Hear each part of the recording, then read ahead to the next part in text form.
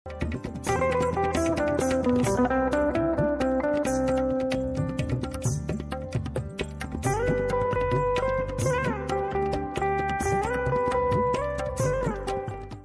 ವೀಕ್ಷಕರೇ ನಮಸ್ಕಾರ. ನಾನು ನಿಮ್ಮ ಉಮೇಶ್. ಇವತ್ತು ನಾನು ತುಮಕೂರಿನ ಸಿದ್ಧಗಂಗಾ ಮಠಕ್ಕೆ ಬಂದಿದ್ದೀನಿ. ಸಿದ್ಧಗಂಗಾ ಮಠ ದೇಶದ ಪ್ರತಿಷ್ಠಿತ ಮಠಗಳಲ್ಲಿ ಒಂದು, ಅದರಲ್ಲೂ ಕರ್ನಾಟಕದ ದೊಡ್ಡ ಹೆಮ್ಮೆ. ಸಿದ್ಧಗಂಗಾ ಮಠದಲ್ಲಿ ಏನಿದೆ, ಇಲ್ಲಿ ಹೇಗಿದೆ, ಜ್ಞಾನ ದಾಸೋಹ ಮತ್ತು ಅಕ್ಷರ ದಾಸೋಹ ಮತ್ತು ಅನ್ನ ದಾಸೋಹ ಹೇಗೆ ನಡೀತಾ ಇದೆ ಅನ್ನೋದನ್ನ ವಿವರವಾಗಿ ನಾವು ಇವತ್ತು ತಿಳ್ಕೊಳ್ಳೋಣ. ಬನ್ನಿ ನನ್ನ ಜೊತೆನಲ್ಲಿ.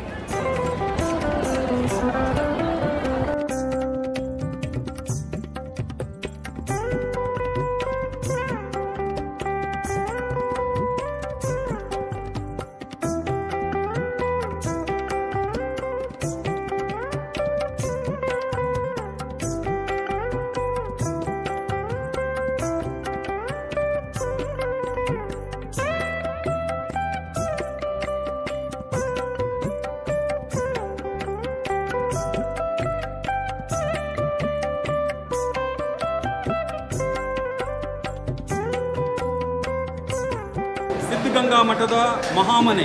ಇಲ್ಲಿ ಎಲ್ಲ ರೀತಿಯ ಆಹಾರ ಪದಾರ್ಥಗಳು ತಯಾರಾಗುತ್ತೆ. ಅನೇಕ ಹುಡುಗರುಗಳು, ವಿದ್ಯಾರ್ಥಿಗಳು ಎಲ್ಲರಿಗೂ ಊಟವನ್ನು ಬಡಿಸುವಂತ ಕೆಲಸ ಮಾಡ್ತಾರೆ. ಈಗ ನಾವು ನೇರವಾಗಿ ನಿಮ್ಮನ್ನ ಹೇಗೆ ಇಲ್ಲಿ ನಡೆಯುತ್ತೆ ಅನ್ನೋದ್ರ ಕಡೆ ಕರ್ಕೊಂಡು ಹೋಗ್ತೀವಿ.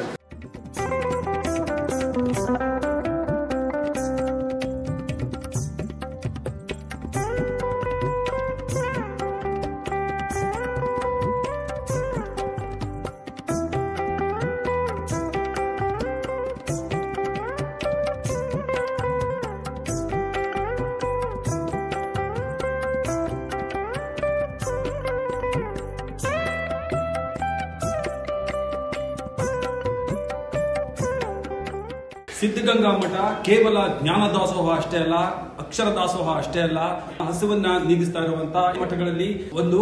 ಮತ್ತೆ ಇಲ್ಲಿ ಬರುವಂತ ಯಾರೇ ಆಗ್ಲಿ ಅವರು ಯಾರೊಬ್ರು ಹಸುವಿನಿಂದ ಹಾಗೆ ಹೋಗಬಾರ್ದು ಅನ್ನೋದು ಸ್ವಾಮೀಜಿಯವರ ಆಶಯ. ಹಾಗಾಗಿ ಜ್ಞಾನ ದಾಸೋಹದ ಜೊತೆಗೆ ಅನ್ನ ದಾಸೋಹವನ್ನ ನೀಡ್ತಾ ಇರುವಂತ ಕೆಲವು ಮಠಗಳಲ್ಲಿ ಈ ಸಿದ್ಧಗಂಗಾ ಮಠ ಕೂಡ ಒಂದು. ಇವತ್ತು ಹೊಸ ವರ್ಷ, ಭಾನುವಾರ, ಪುಷ್ಕಳವಾದ ಭೋಜನ ಎಲ್ಲರಿಗೂ ಸಿದ್ಧವಾಗಿದೆ. ಇವತ್ತು ಪಾಯಸ ರೆಡಿಯಾಗಿದೆ, ಇಲ್ಲಿ ಬೂಂದಿ ರೆಡಿಯಾಗಿದೆ, ಹಾಗೆ ಚಿತ್ರಾನ್ನ ಇದೆ, ಅನ್ನ ಸಾರು, ಪುಷ್ಕಳವಾದ ಭೋಜನ. ಬರುವವರು ಇಲ್ಲಿ ಎಲ್ಲ ಅಚ್ಚುಕಟ್ಟಾಗಿ ಊಟ ಮಾಡಿ ಭಕ್ತಿ ಭಾವವನ್ನ ಮೆರೆದು ಅನಂತರ ಅವರು ವಾಪಸ್ ಹೋಗುವಂತ ಒಂದು ಸಂಪ್ರದಾಯ ಇದು ತಲೆತಲಾಂತರಗಳಿಂದ ಬಂದಿರುವಂತ ಸಿದ್ಧಗಂಗಾ ಮಠದ ದಾಸೋಹದ ಬಗ್ಗೆ ನಮ್ಮ ಹಿರಿಯರು ಈಗ ಮಾತನಾಡ್ತಾರೆ. ಅವ್ರು ಏನ್ ಹೇಳ್ತಾರೆ ಅಂತ ಕೇಳೋಣ. ಪೂಜ್ಯ ಶ್ರೀ ಶ್ರೀ ಸ್ವಾಮೀಜಿಯವರು ಕಾಯಕಕ್ಕೆ ಹೆಚ್ಚು ಮಹತ್ವ ಕೊಟ್ಟಿದ್ದಾರೆ. ಅನ್ನದಾಸೋಹ, ವಿದ್ಯಾದಾಸೋಹ, ವಸತಿ, ಈ ವಿವಿಧ ದಾಸೋಹದ ಸೇವೆಯನ್ನು ಆರಂಭಿಸಿ ಇವತ್ತು ನಮ್ಮ ಶ್ರೀಮಠವನ್ನು ಅತ್ಯಂತ ದೊಡ್ಡ ಎಮ್ಮರವಾಗಿ ಬೆಳೆಸಿದ್ದಾರೆ. 3 ವೇಳೆಯಲ್ಲಿ ನಾವು ಪ್ರಸಾದವನ್ನು ನೀಡ್ತಾ ಇದ್ದೇವೆ. ಬೆಳಿಗ್ಗೆ 9 ಗಂಟೆಗೆ ಊಟ ಪ್ರಾರಂಭ ಆಗಿ 10ವರೆಗೆ ಮುಗಿಯುತ್ತದೆ. ಮಧ್ಯಾಹ್ನ ತಿಂಡಿ ವ್ಯವಸ್ಥೆಯನ್ನು ಮಾಡ್ತೇವೆ. ರಾತ್ರಿ 7 ಗಂಟೆಗೆ ಪ್ರಸಾದದ ವ್ಯವಸ್ಥೆ ಇರ್ತದೆ.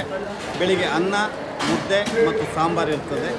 ಮಧ್ಯಾಹ್ನ ಪ್ರತಿದಿನವೂ ಕೂಡ ಪಲಾವನ್ನು ಬಡಿಸ್ತೇವೆ.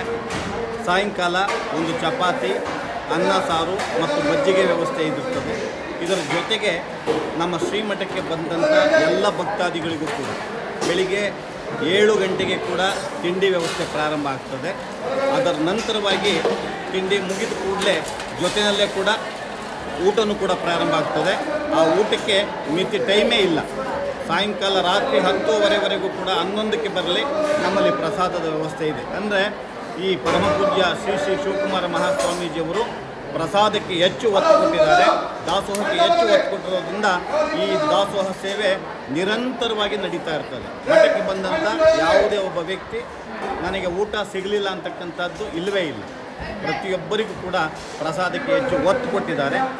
ಇಲ್ಲಿ ನಮ್ಮ ಈ ಒಂದು ಡೈನಿಂಗ್ ಹಾಲ್ನಲ್ಲಿ ಮಕ್ಕಳಿಗೆ ಈ ಒಂದು ವ್ಯವಸ್ಥೆಯನ್ನು ಮಾಡಿದ್ದೇವೆ. ಮತ್ತು ಪ್ರತ್ಯೇಕವಾಗಿ ಬಂದಂಥ ಭಕ್ತಾದಿಗಳಿಗೆ ಕೂಡ ಪ್ರತ್ಯೇಕವಾಗಿ ಊಟದ ಅಡುಗೆ ಕೋಣೆ ಇದೆ, ಪ್ರಸಾದದ ವ್ಯವಸ್ಥೆನೂ ಕೂಡ ಇದೆ. ಇಲ್ಲಿ ಮಾತ್ರ ಮಕ್ಕಳಿಗೆ ಮಾತ್ರ ಈ ಪ್ರಸಾದ ನೀರಿನಲ್ಲಿ ವ್ಯವಸ್ಥೆ ಮಾಡ್ತೇವೆ.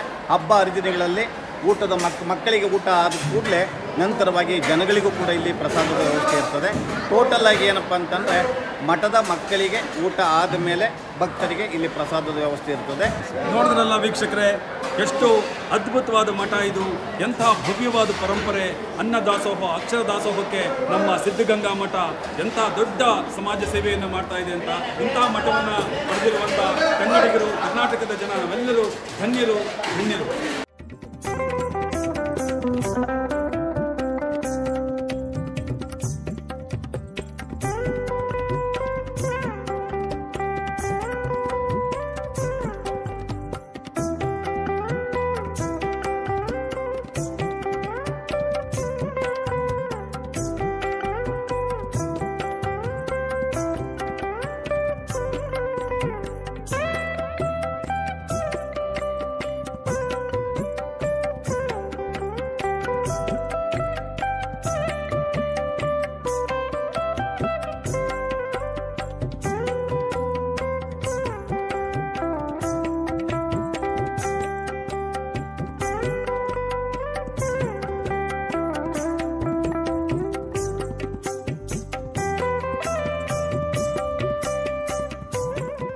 ಶ್ರೀಮಠದ ಮಹಾಸ್ವಾಮೀಜಿಗಳಾದ ಶ್ರೀ ಶ್ರೀ ಶ್ರೀ ಸಿದ್ಧಲಿಂಗ ಮಹಾಸ್ವಾಮೀಜಿಯವರು ತುಂಬಾ ಪ್ರೀತಿಯಿಂದ ತಮ್ಮ ಜ್ಞಾನ ಸಂಪತ್ತನ್ನ ನನ್ನೊಂದಿಗೆ ಹಂಚಿಕೊಂಡ್ರಲ್ಲ, ಅದು ನನ್ನ ಸೌಭಾಗ್ಯ.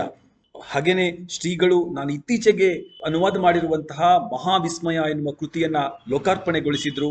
ಈಗಿನ ಶ್ರೀಗಳಷ್ಟೇ ಅಲ್ಲ, ಹಿಂದಿನ ಶ್ರೀಗಳಾದಂತಹ ಡಾಕ್ಟರ್ ಶ್ರೀ ಶ್ರೀ ಶ್ರೀ ಶಿವಕುಮಾರ ಮಹಾಸ್ವಾಮೀಜಿಗಳು ಸಹ ತುಂಬಾ ಪ್ರೀತಿಯಿಂದ ನನ್ನ ಲಾಸ್ಟ್ ಲೆಕ್ಚರ್ ಕೃತಿಯನ್ನ ಓದಿ ತಮ್ಮ ಆಶೀರ್ವಾದವನ್ನ ಮಾಡಿದ್ರು. ಧನ್ಯೋಸ್ಮಿ, ಬದುಕು ಧನ್ಯ ಅಂತ ಹೇಳ್ತಾ ಇವತ್ತಿನ ಈ ವಿಡಿಯೋವನ್ನ ಮುಗಿಸ್ತಾ ಇದ್ದೀನಿ. ನಮಸ್ಕಾರ.